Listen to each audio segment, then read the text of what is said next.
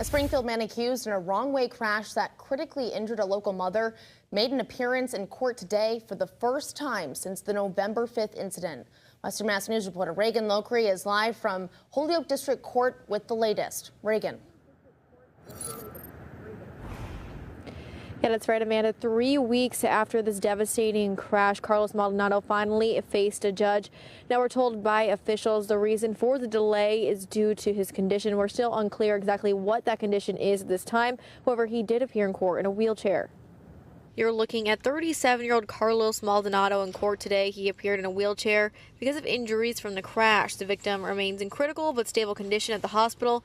A GoFundMe page describes her as a loving mother, daughter, and friend whose life changed in an instant. We're not releasing her name because authorities haven't identified her publicly. According to court documents obtained by Western Mass News, police were looking for Maldonado after he allegedly stole a gun from a family member. Due to several outstanding warrants, Maldonado refused to stop for police. That led to the pursuit throughout West Springfield.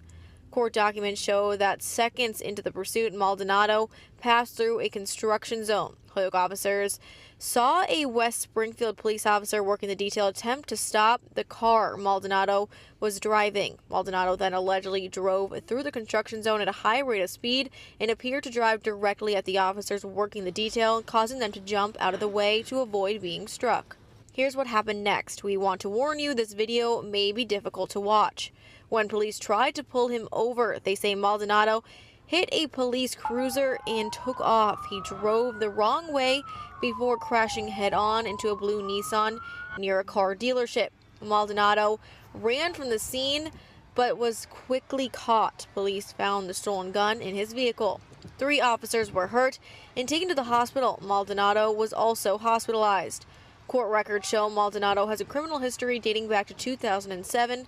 Some of those charges are drug-related. Others include assault and battery with a dangerous weapon. Now, Maldonado is being held without the right to bail until his dangerousness hearing, which is set for December 3rd. Now, after that, he will be held on $25,000 cash bail. For now, reporting live in Holyoke, Reagan Lockery for Western Mass News.